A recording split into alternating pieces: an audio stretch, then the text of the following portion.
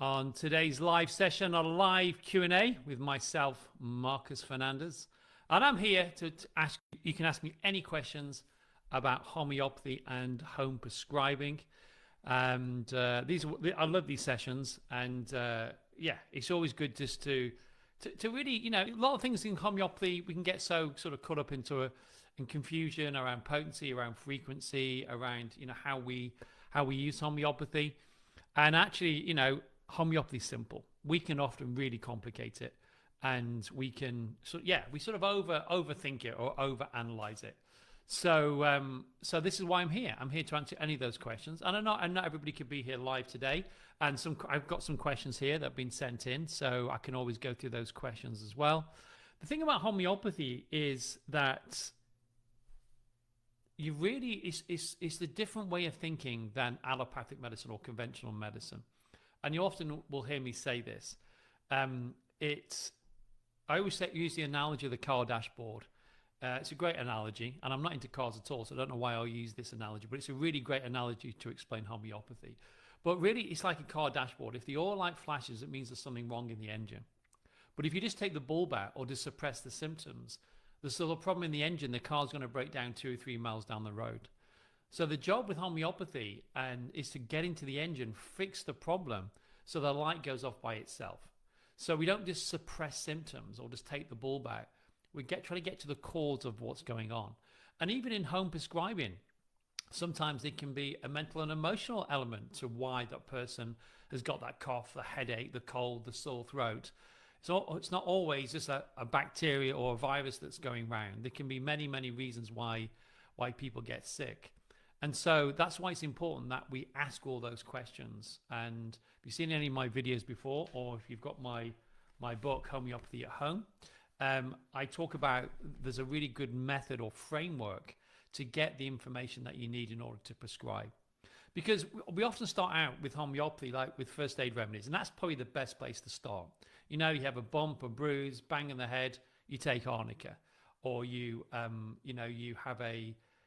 crush your fingers in the door.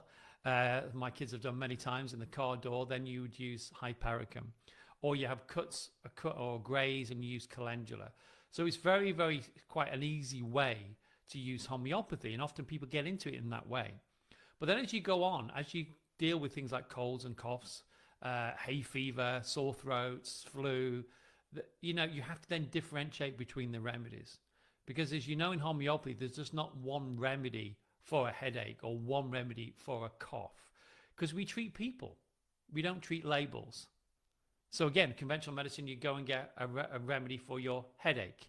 A medicine for your headache, which would call all headaches.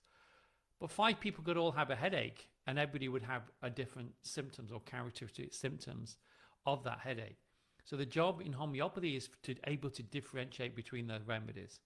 And this is where this method called the CLAMS method, CLAMS, is so important to use, because it gives you a framework to get that information. And so if I deal with a patient, or even the kids at home, or whoever's sick, and they've got an acute, I'll put CLAMS down on a sheet of paper, and I'll fill it in.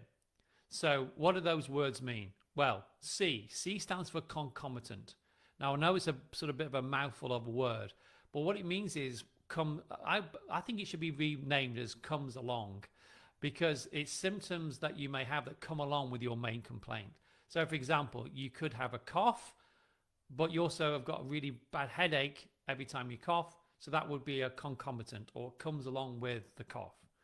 So that's what C stands for. Or you could have, again, a headache and you feel nauseous. The nausea would be the concomitant, or comes along with the main complaint.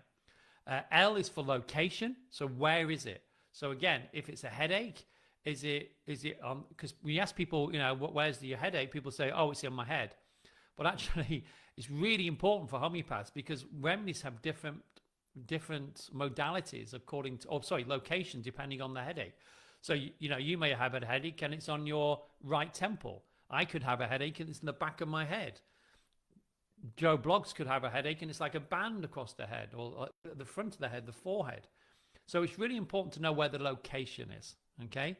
So if people got a pain, where is it? Where's the location? If it's a cough, it's going to be in the lungs, you know. Or sometimes people have cough here, the throat, like a tickly little thing that's locations more in the throat. So L is really important. The next one is A, which is etiology, which means the cause behind it.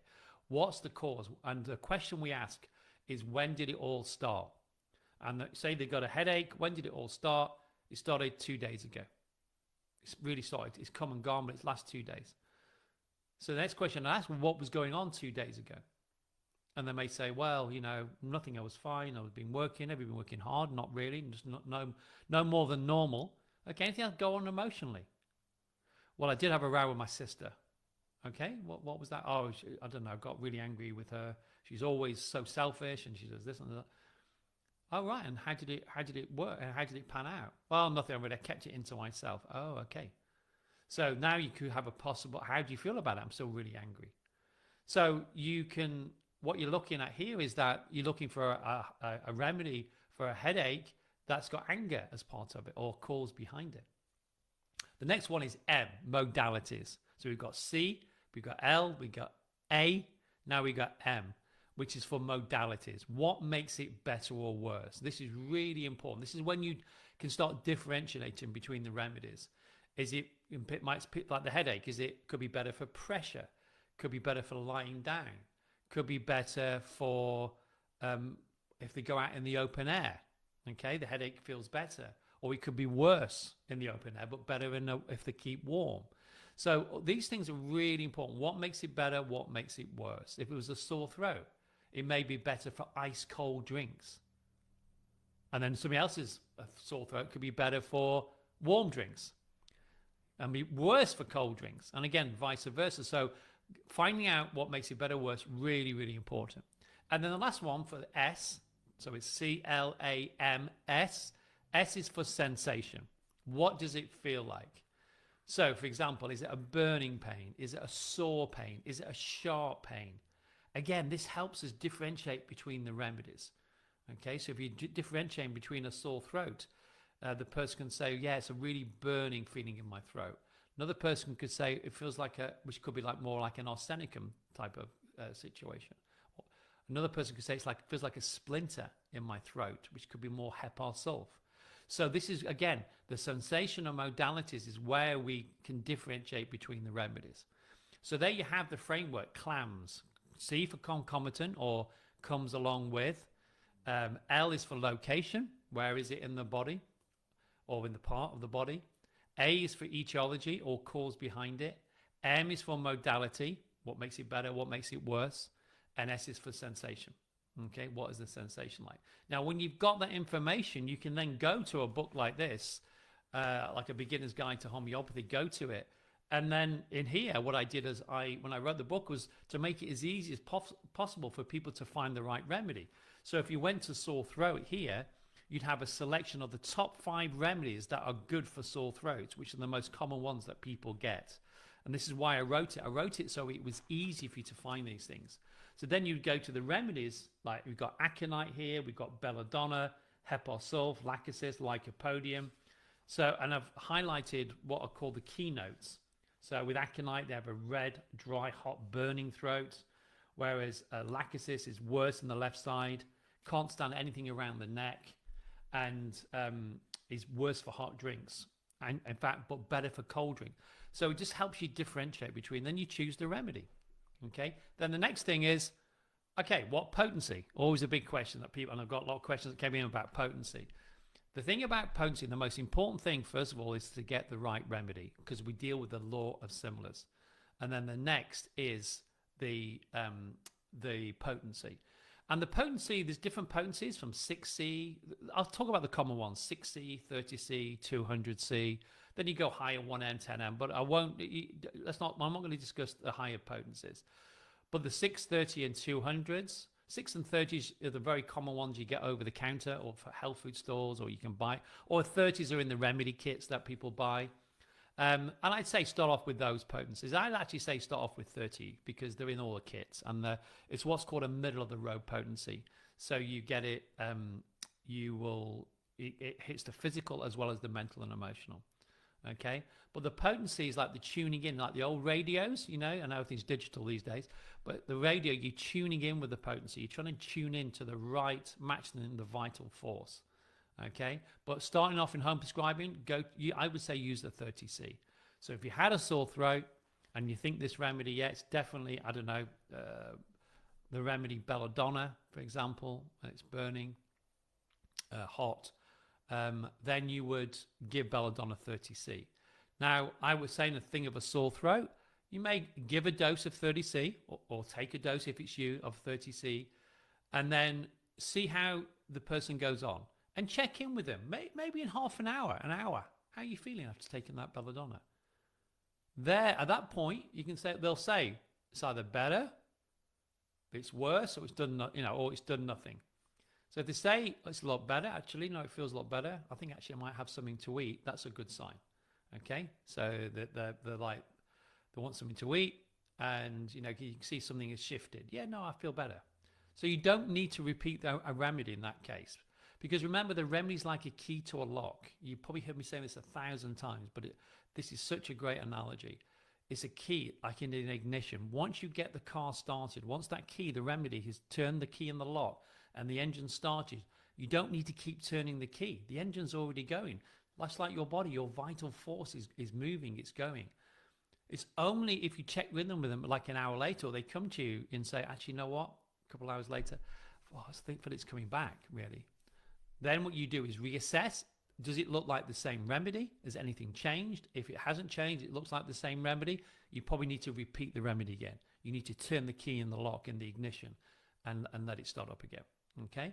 So what we do with homeopathy, it's not like, again, a conventional medicine of, we have to do a course of the remedy. To me, you have to follow the vital force. What is the body trying to tell us? And it will tell us what to do next. Now, if that remedy helps, the 30C, and then it sort of stops helping and you repeat it and it doesn't really do anything, you may need a higher potency, which then you probably may go to a 200 after the 30. Okay? Because the remedy is still indicated. There's no new symptoms. You've tried the 30 again. It hasn't really helped like it did the first time or second or third time. You may now need a higher potency. So you may need to go to a 200, which means you just need a different key, a different potency in order to, or more foot on the gas, in order to really help the body resolve it. If it does nothing after the first dose, you may repeat it. If it still looks like the remedy, you may need another remedy. You might not have got the right remedy. So look at the case, go back into the book and see if there's another remedy that looks very similar to the one you've had. Okay? So often that's quite a basic guide there I've just given you, but it's a good framework when you're prescribing. But please just bear in mind, you've got to listen to what the body is trying to tell us, okay? But once it's better, once it's moving, once the thing is shifting, then you don't always have to repeat it. Now, I'll give you another example. Like, say you've got a nosebleed and it's bleeding and you think it looks like phosphorus. You give phosphorus, for example. Now, because the bleeding, you may need to do that every 5 minutes until it stops bleeding. Okay, so you may need to do it more frequently. But something like a cough, cold, influenza, you probably can space it out a bit, to the assessment. The spacing out how the person's doing. In a fever with a child, yeah, you want to check in every really probably every 10 minutes, seeing how the child is doing. Okay, so I just wanted to just to mention that, because often that sort of sets the scenes, because a lot of the questions are often around potencies and when to give the remedy and frequencies and things like that. Now, I've got some questions here, but please put any questions you've got into the chat, and I'm here to answer those questions. Okay, so Giannis here is asking, is there any really good remedy for warts? My granddaughter's got warts on her feet. Any suggestion? Number one remedy for warts is, and this is quite specific, and some of you may know, is Thuya. Okay, so Thuya is a great remedy for warts, warts anywhere really, but on the feet. But if there people on the feet often get verrucas, and verrucas are again, Thuya is great for verrucas as well as warts. And this is normally get specific, so you can't really get a lot of information about warts. Warts are warts, but sometimes they can bleed easily. That can be a thing. But for verrucas, I would say look at the remedy ant crude, antimonium crude, A-N-T, then C-R-U-D, antimonium crude. And this is often for hard, smooth verrucas on the soles of the feet. And it can be often painful to walk on as well. If you've got a wart that, like I said, is bleeding, looks a bit jaggedy, and you're on the body, then or looks like those cauliflower warts. I remember having those as a kid. But often they bleed to touch, and often the back of the hands, the warts.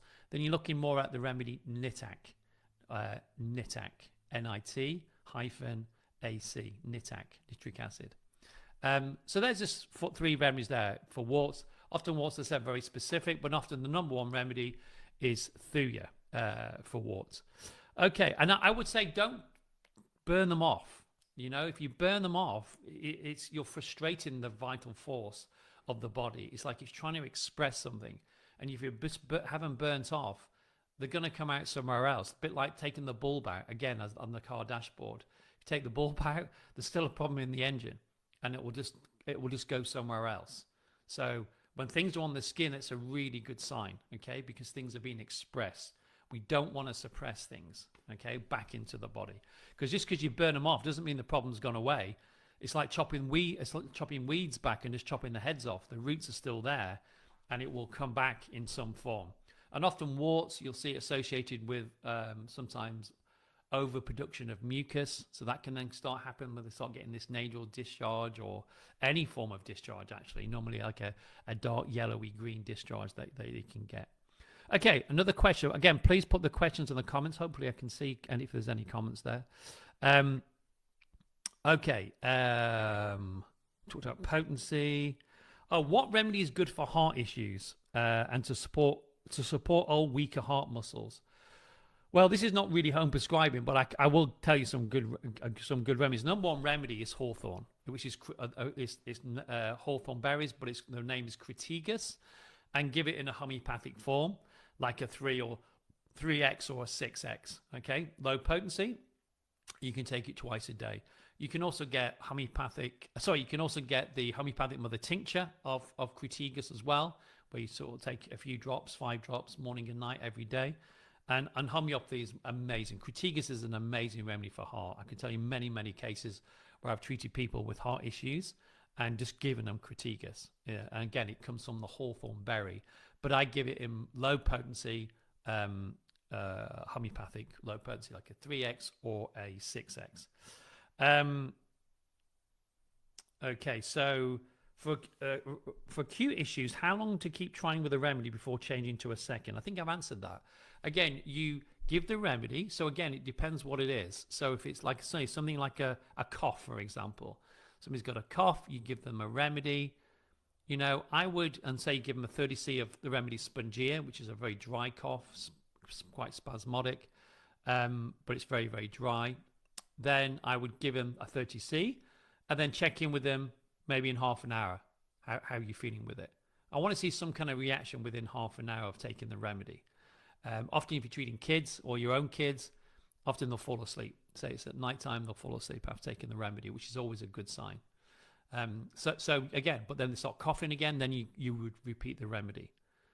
Okay, so again, you're following the vital force.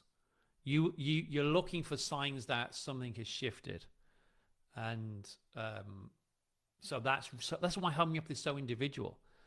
It's not this. There's not this. Oh yes, give 30C and give it to every 2 hours for 4. It depends on the case. It's very, very individual, and this is something that you have to learn. So part of homeopathy is also learning a different health paradigm. Okay, it's different than conventional medicine. It is different.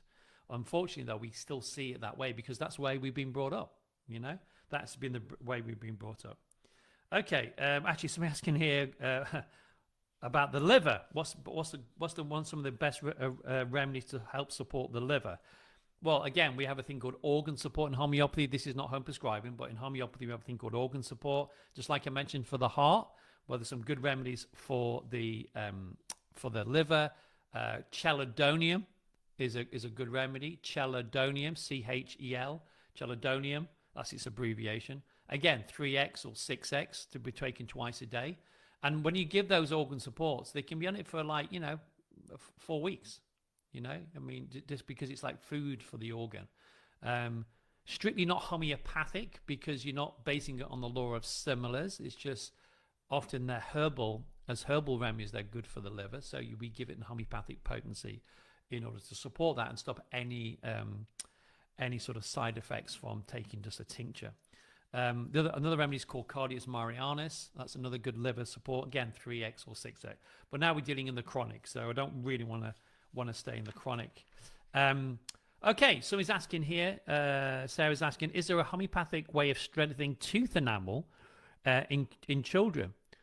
Great question. I just did a whole lecture actually on homeopathy and dentistry, and homeopathy is very, very effective in dentistry and teeth. So a good, really good remedy for kids for just teeth is the cell salt or tissue salt called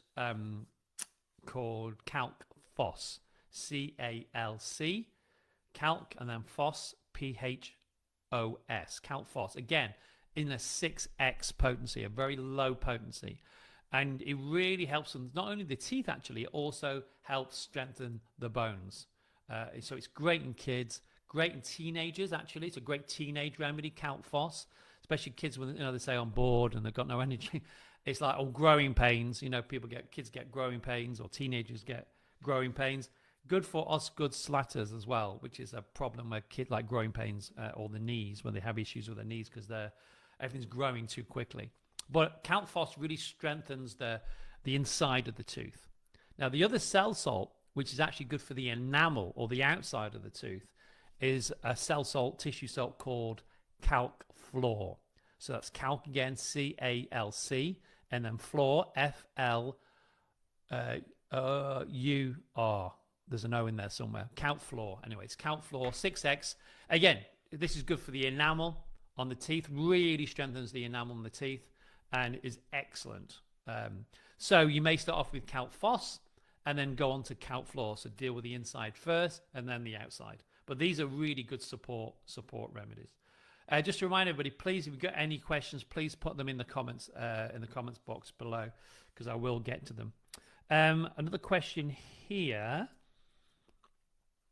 If you think you've chosen the best remedy but there's no effect, what is the next course of action? Increase the frequency or potency, be patient because it may kick in later, or stop and go back to the drawing board and find a different remedy? Well, again, it's very individual, this. If you think you've chosen the best remedy and there's no effect, then you probably haven't got the right remedy, if I'm really honest, because often if it's based on the law of similars, then often it will do something, okay, at any potency, even if, it will do something. There'll be some kind of, it might not last for very long, but it'll have a reaction. So if there's absolutely nothing there, I probably would say you haven't got the right remedy, so go back to the drawing board and look at the remedies that are very similar to that, okay? It's because, if there's no reaction at all, that's often the case. It's not the right remedy. So just go back and have a look. And that's where of that CLAMS etiology becomes very important, because sometimes you also need to know what is the cause behind it. So a good example would be, I remember treating a lady who had a cough, and this was a conversation. I was talking about cough, and she described the cough as quite spasmodic cough, and she was coughing as she was telling me, so it was quite acute.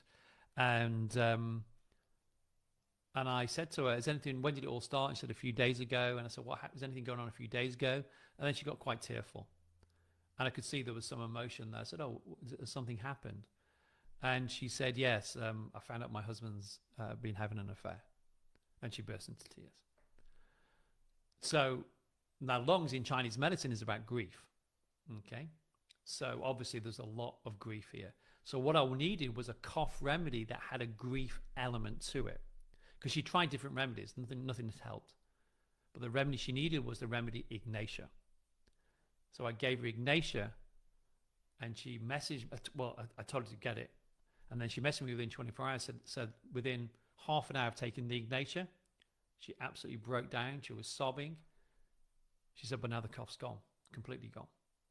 Why? Because we dealt with the cause behind it. The cause was the grief. The expression was the cough.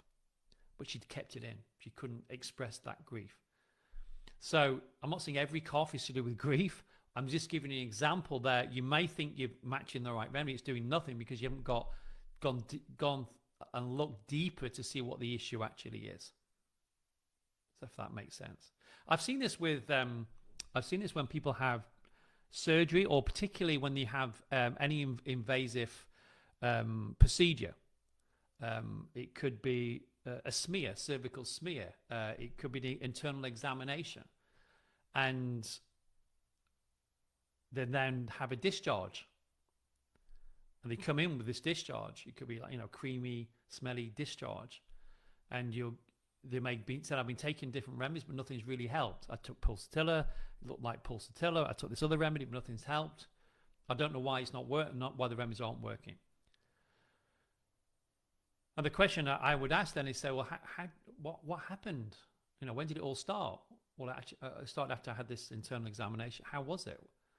And honestly, so many times I hear people saying to me, I felt violated, or I felt really uncomfortable with what was going on. I told them to stop, but they continued on. Now that remedy, the number one remedy there, the cause behind it, the etiology, is violation. It's often the remedy Staph sangria. Never been well since that procedure, and the discharge is just the expression of that, like saying, look, there's a problem here. The oil light's flashing, but there was an emotional cause, but not more than an emotional cause. The body actually felt violated in some way, but the person may be unable to express it at the time, so they've kept it in. So you give them Staph sangria, the whole problem clears up. So sometimes you need to go a little bit beyond. That's why I give you this framework, because that etiology is really important, because there could be a mental and emotional as well as a physical cause behind it. Hope that makes sense. Okay, we've only got 3 minutes left. There's only a half an hour Q&A. I'm just reading out all the questions. Please, if you've got any questions or anyone want clarification, put them in the comments. Okay, so we've talked a lot about repetition of dose, about dosage. So the questions here.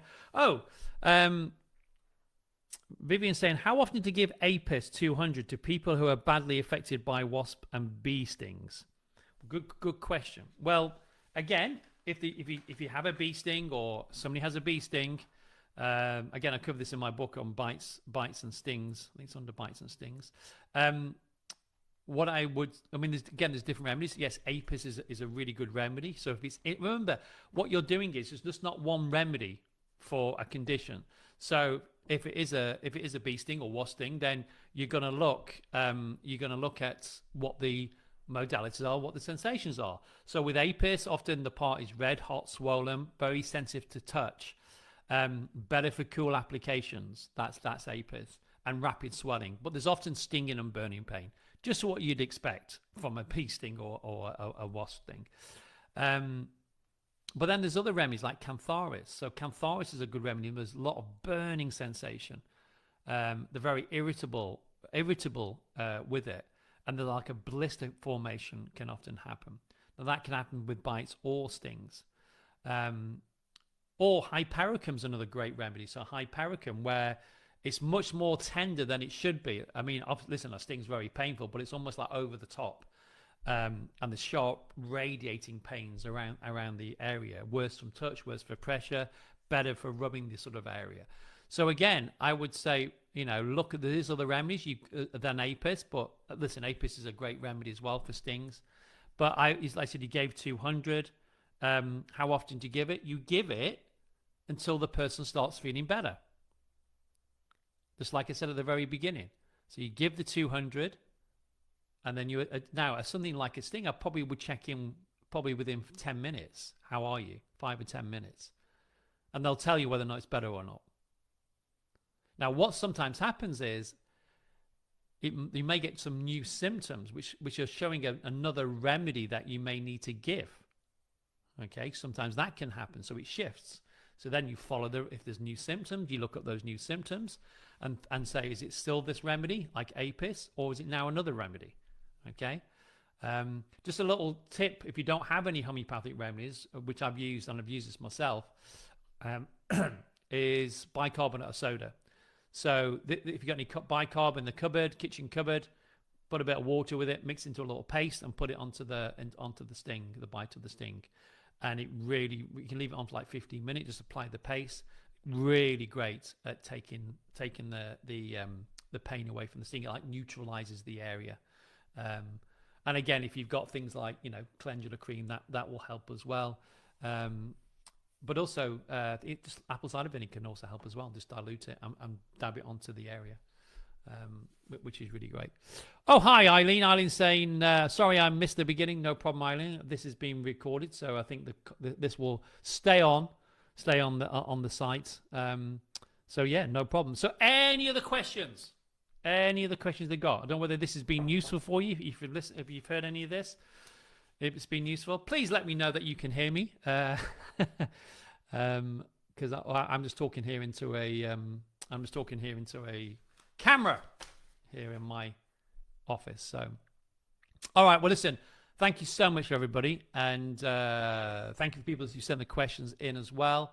Hopefully it was useful. Yeah, I'll see you again. Thanks very much. Take care. Bye bye.